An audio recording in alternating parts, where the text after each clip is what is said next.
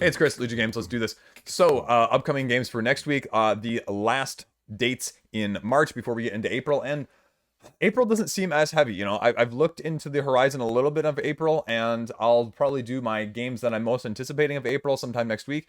But nothing huge is striking me, you know, as this past week in March. Like, there's nothing, a conglomerate, coagulation of expensive games all being thrown in your face at once. Nothing like that. So we'll see kind of what it entails, but March is not going out quite on as big a bang as this last week or two has been. So that's all I got right now.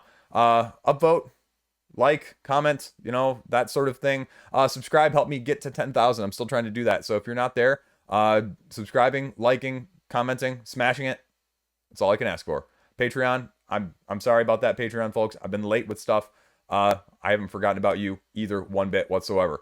So special something coming out for you guys this weekend. There we go. Let's get into it. What do you want to know? What do you need to see for next week?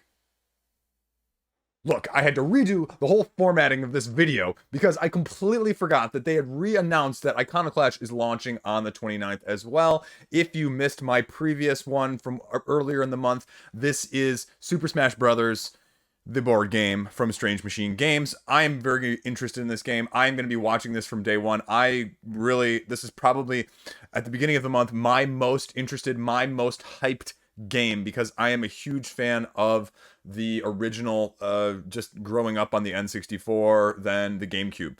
And if you can make it half as good as that, I think you're looking at something completely unique, something completely set apart from other things in the tabletop scene. But the question is, can you port that type of action, that play, that unpredictability, that chaos, yet that controlled manner that is all packaged into a very small cartridge that you used to blow on because you're old school like me and you would do that with Nintendo and then the N64 and the Super NES ones. Anyway, I'm also very excited because, as you can see in this picture, they have a port over from Level 99 Games, one of my favorite publishers, and you're going to be seeing some of the characters from many of their games: Seventh Cross, Millennium Blades, Bullet, I think Imperial Spells and Steams too. I'm not sure what that lower left one is, but I'm super interested. This is going to be my most one for the week, and I can't believe I almost forgot to tell you guys about it. So back to the rest of the video.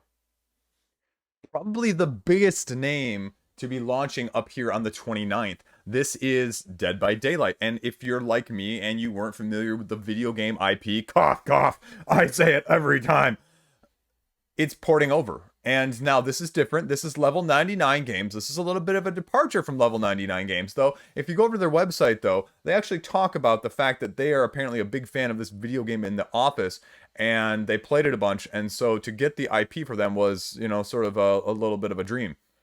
So when we go over to their website, you can actually see more pictures, more details of everything that it's going to entail.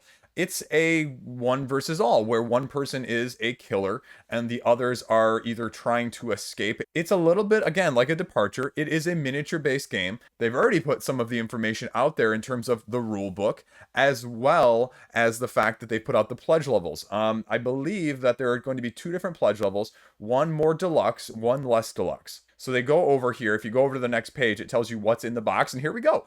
$49 for the standard edition, core edition of everything you're going to get, including 7 survivors and 6 killers, 1 double-sided board. Now, the big difference, now you scroll down here, and they talk about what else is going to be different in this game. The collector's edition here is $99, and it's going to have twice the content. 17 survivors, 16 killers. So, and 2 additional maps. So clearly, you know, if there's any sort of exclusivity there, you're getting the collector's pledge. For me personally, as I love Level 99 Games, I love almost everything that they put out. This one is not going to be for me, having read the rule book. You need at least 3 people. It's going to be a one versus all, where you need ideally like 3 to 5 players. And so for me right there, I just can't get that stuff played as much, so I have to be very selective. I am not a big personal horror theme guy, and I've got a couple one versus alls as well as one coming on the Name of Beast. So for me, it's going to be a really interesting test, though, because it's a different departure from them, and they're using some of these mechanisms that are more video game-esque, and you're trying to, you know, appeal to that audience. They talk about it when you go over to the rulebook mechanic page here. They talk about the asymmetric side, you know, 2 to 4 players on the survivor side, and then you want to get 8 sacrifices if you're the killer. And, the killer's going to have to be not only incapacitating them, but also taking them to places where they can get sacrificed, the blood points, the props along the way that you're going to be able to interact with, and then the skill checks of, the dice rolling in the first place. And so, again, it's going to be very interesting. Obviously, I think it's going to be more of a social dynamic game because, again, it's going to be a one versus all, and those tend to do well with a little bit more of a social dynamic group that likes those. And video game IP port, I have no clue how popular this game is, so I have no clue what to expect apart from that. But Level 99 Games has already checked it out and put it out there in terms of what you need to know initially on, getting a grasp of what it's going to entail. So if you're interested, there you go. Next up, this is going to be another interesting test. This is apparently based off of the works of a very well-known Polish sculptor and artist, and this is Nightmare Cathedral from Board and Dice, launching over on GameFound, actually. Has a couple different phases, as well as the aforementioned namesake title, the Nightmare Castle, where you are going to be sort of using area control mechanics to go around and take actions via the use of cards that are going to be available to you. But when you're doing so, you are slowly completing pieces of the Nightmare Cathedral itself, and then it switches over to a completely different set of objectives and interactions. When the Nightmare Cathedral is completed, then you have the ability to control the cathedral itself and the nightmares and the ghoulish creatures that it produces that are going to affect the state of the game board. Now, there's only a couple videos over on the Board Game Geek page. This looks like a live playthrough that's going to be coming up from Paul Grogan, and there's one how to play from Beastie Geeks. So that's about it. You can look at some beautiful pictures that tell you nothing about the gameplay itself, though, if you really want to. This one is actually going backwards, though, and this one's launching on the 28th, whereas Dead by Daylight is launching on the 29th. 2 others that are also launching on the 28th. We have Frozen Frontier from Cosmodrome Games, as well as Ptolemaeus. Now, Frozen Frontier is going to be more for you heavy Euroers. This is basically where Earth is overpopulated, and now we're abandoning it or going searching elsewhere for a planet named Janus. Janus referring to the god of 2 faces, something along those lines. If you remember your GoldenEye lore there. Referencing myself there. Not only for the movie, but the video game. But it is named after the 2 sides of this planet. One where there are freakishly horrific solar winds, and on the other side there are methane gas lakes, essentially. And so you're going to be going and exploring through various actions, as you would in most Euro games, to see who can develop the planet the best over a series of 3 rounds. If you go over to Cosmodrome Games' website, you can see already that they've got a little bit of information on here, as I just mentioned to you. You can go over and click the notify, and you can see a little bit of the different aspects, and it's going to be very Euro-y in nature, just by the sheer pictures here. Again, the question is going to be, from the spacefaring 4X-ish Euro game worker placement style genre that we have seen all the rage probably in the last year and a half, what is this going to do to stand out and set itself apart? It appears to have a significant element of area control or area majority that is going to be utilized to score a good portion of your victory points, along with those other actions that you may be more familiar with. There are no videos over on Board Game Geek here, but there are a treasure trove of lore as well as some concepts behind the game itself. So if you want to know more before it launches on the 28th, you can check it out. Now, Ptolemaeus is a little bit similar and a little bit different. Ptolemaeus now dealing with the stars, but in a completely different direction. This is a game where you are one of the old astronomers, saying that you can predict the alignment and the location of the planets through the use of these zodiac symbols. And obviously you're going to be doing that through card play, because what else would you do it through? Jokinarda Games here has also already provided the rulebook on Board Game Geek, so you can get a glimpse into it in one of the 5 different languages, as well as just how the mechanisms are actually going to play in terms of what you're going to be doing of drawing 2 cards or placing your observer out here so that you can study the constellations and the planet interactions in order to score more victory points. Now, it's a little bit more complicated than that when you pull up the rulebook here, because there are going to be various combinations and alignments that you're going to have to be trying to observe or trying to be aware of, that you can see right here, that are going to be more than just meets the eye of your basic set collection sort of combination. So you can see right here, obviously they have the 4 in a line here, the opposition 2 on each side. They have what they call the trine here of 2, 2, and 2, and then the square of 2 and 2 going that way. Again, here you go. Everything that you need to know is there. It's a very short rulebook, so if you want to check it out, it looks like it's something completely different that you should probably have in your radar if you like this sort of game whatsoever. Now, the other big one of this week that I'm going to see probably a lot of talk about is Age of Rome, a strategic, heavier worker placement game set through, 44 BC Rome, utilizing 4 different phases that you're going to be taking a approach to as you try to become the best ruler of Rome. You can see the phases here: the scheme phase, the building phase, the action phase, and the income phase in order to earn the most glory points. You can build structures, place your followers to win a majority of a vote, as well as sending your legions out there, or even if you're really feeling, build worthy, constructing the Pantheon itself.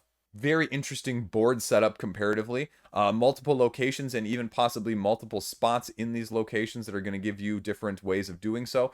Looks like even maybe a rotating board based on this picture. And so again, it looks kind of cool. I would imagine that we have some meeple-age with deluxeifications from a wooden versus cardboard standpoint, and maybe even a little bit more deluxeification here with these wooden buildings. So again, speaking of deluxe Euros, this one is going to be, again, a little bit of a test. We've seen also a fair bit of Euros set in this theme or set in this time. So again, my question with the Euros is, just like it is with the dungeon crawlers, why, what, different? Show me. And if it's got a few mechanisms on here, including the board spinning and utilizing these cards in different ways, there you go. Might just have a few tricks up its sleeve yet. Now, I can't do it justice, but there are no videos really on Board Game Geek right now currently. However, you can check out this 32-page rulebook that's on Board Game Geek if you're already getting a little bit antsy of another heavy Euro coming to crowdfunding. And just based on the rulebook, like I said, this is a population disc that they're calling it in the middle, which looks like it will have the ability to rotate its 4 sectors. Rulebook doesn't look so complicated as I'm sort of scrolling through it here, but there's definitely some symbology that you're going to be aware of and some iconography that you're going to have to learn to utilize the game to the full extent. And it goes through all the phases here. You can read it for yourself. But again, what is the price point going to be for something like this when it's got component pictures that are, like this with the production wheel, as well as the wooden pieces elsewhere, especially for the buildings and the meeples. So 29th, we're going to see. And we're going to see how it fares comparatively to the other Euros.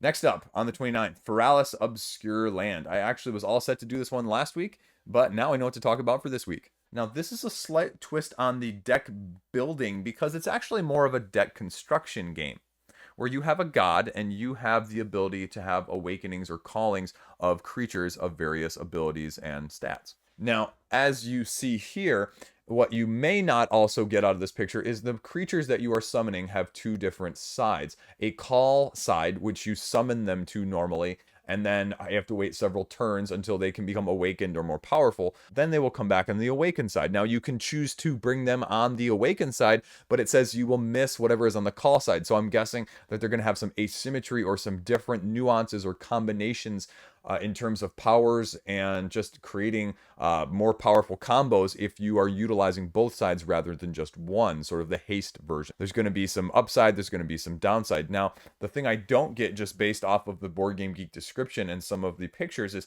how much deck construction is actually going to go into this. Is this going to be pure deck construction, or is this going to be like, okay, soccer arms, where you're taking 2 decks and you're combining them to make 1 deck? The only preview on Board Game Geek in a text form talks about there being 4 different sets, decks, creatures, races, whatever it may be. And so, again, the only problem is it doesn't really give a whole lot of information on how it actually plays. Now, again, this picture even is labeled photo of box and expansions. So 2 expansions already from the get-go. I'm assuming you're going to have additional decks or combinations in there. And how much crafting do you have to do? Because I like the concept of this, up in my head, but as I already have 2 deck construction games that are well supported at retail, that are classics and highly rated, and I can't get those played enough, am I going to be able to appeal to my wallet from getting another from this aspect? I don't know, but we'll give it a good look-see on the 29th when it launches. Also launching on the 29th, you may have seen Facebook ads for this one, because that's where I've seen it, is Darkest Doom. Competitive strategy RPG game for 1 to 4 players. You are a guardian trying to survive the 9 days of the eclipse before the place that you are guarding is destroyed by the darkness. Dice rolling RPG, battling against an ancient evil, upgrading your abilities and your stats, and collecting relics as you can go across to help you achieve the end game victory conditions, alliancing with the AI, or the Citadel as they call it, and a little bit of everything. Again, I don't really get a good sense of the mechanics here, but it looks similar to a few others that we've seen recently in terms of some of the overall aesthetic. So it'll be interesting to see what it brings to the table differently. Now, if you want to check it out, Rahdo already has a run through, and Meeple University already has a how to play. So you can check those out. They're all about half an hour each. And so you can get a little bit more information there. Dice Tower must be doing a live playthrough at some point as well. No files, so you can't check out the rulebook, but I'm imagining between these two videos right now, you can get a pretty good sense of what it looks like and whether or not this dungeon crawl from Game Start Studio is going to appeal to you when it launches on the 29th. Now, I have two others that are barely launching at the end of the week in the very beginning of April, both on April 1st. The first is Tricky Fantasy Feud. You know, naming a game Tricky makes it a little bit hard to find a game in Board Game Geek, sort of like naming it the game. It is a fantasy-based trick-taking game where you have 46 cards of 3 different suits and 1 wild card, human, dwarf, and dark elf, that are going to have 15 cards in each suit that are going to be arranged by power of the trick, and you're going to be trying to predict how many tricks you can win. They're going to have, I think, a little bit of other ability to make it a little bit more chaotic, and you play at least the number of rounds of the number of players in this, I believe, 2 to 5 trick-taker game. So, Astoria Games, going to be launching on the 1st. The other one that I have marked down as the 1st is a game called Master Hunter, which is self-published. You're going to be utilizing cards to travel around the board to keep your creature alive as you explore. You're going to have dice to use to overcome the threats that you were exploring in the first place, whether that be a trap or a creature.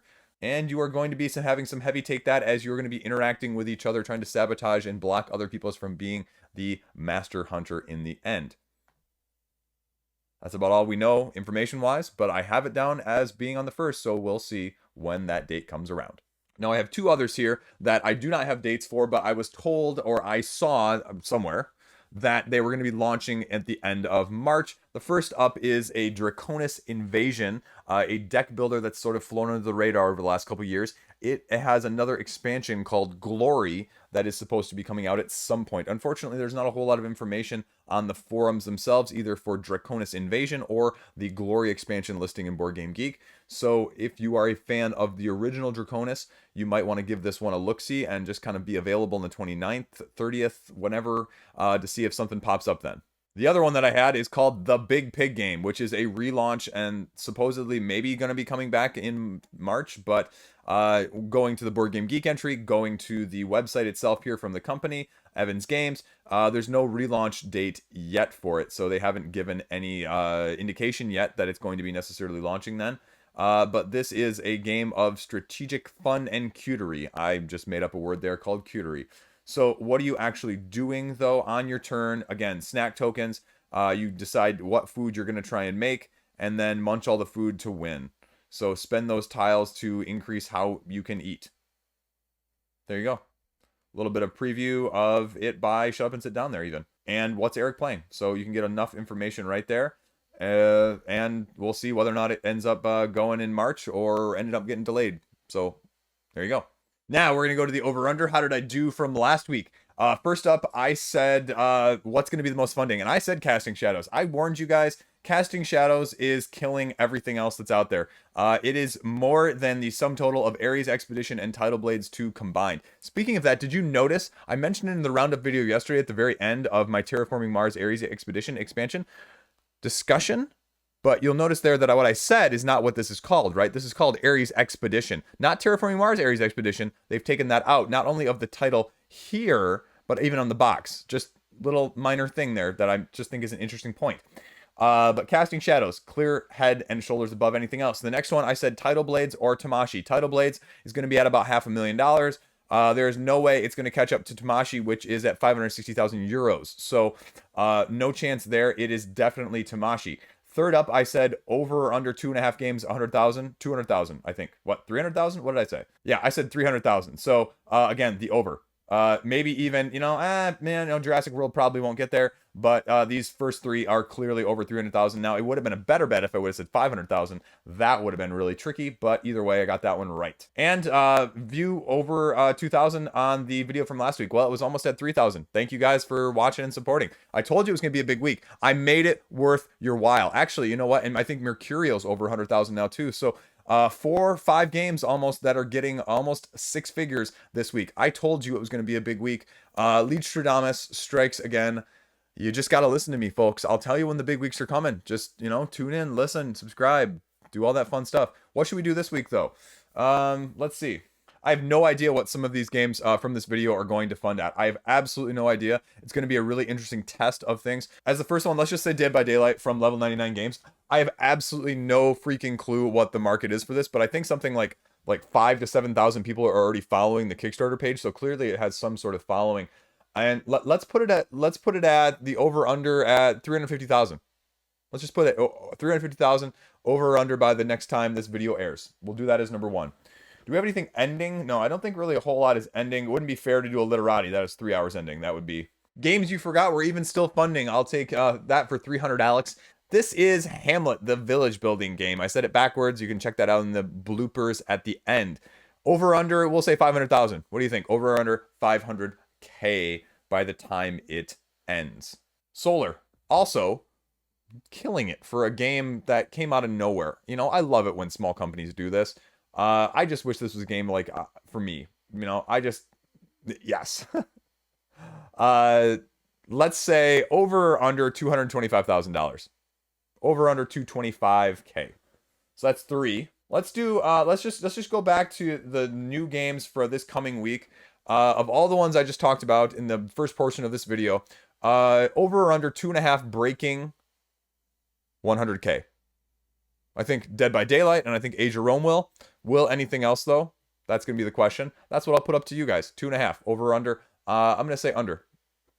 So, and I'm going to say under for Solar, and I'm going to say under for Hamlet as well. And Dead by Daylight, I'm going to say over.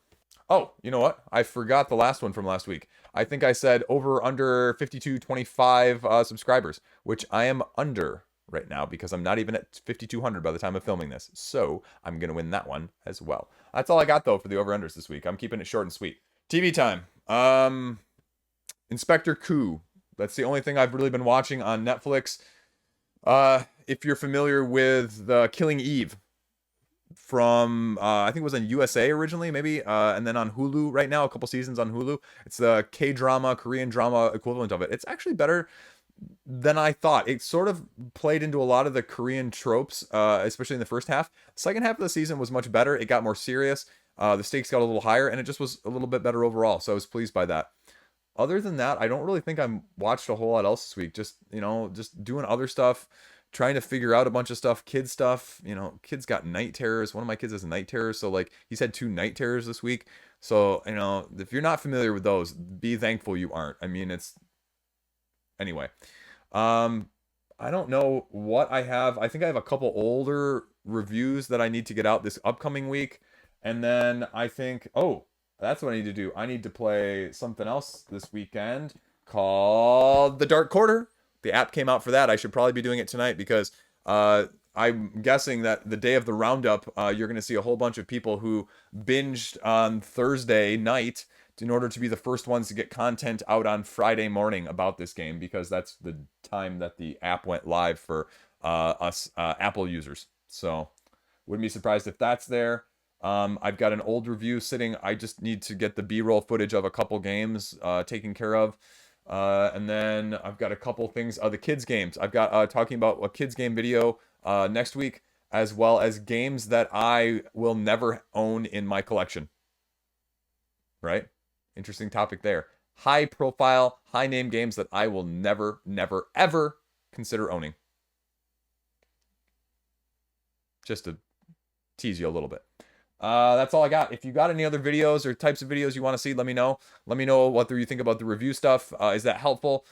Giving my overview, especially through 5 points of the crowdfunding games.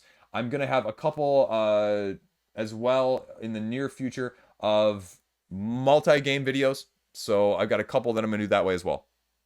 But that's it. That's all I got so far right now. Yeah. Otherwise, I'm working all weekend. It's going to suck. Oh well, nothing you can do about it. Awesome. Okay. Awesome. That's all I got. Stay classy. Have a great day. Have a great weekend. Maybe it's going to be warm where you are. Not warm here anymore. One day of shorts. That was all it was around here in Michigan. So, see you around. This is Village, the Hamlet building game.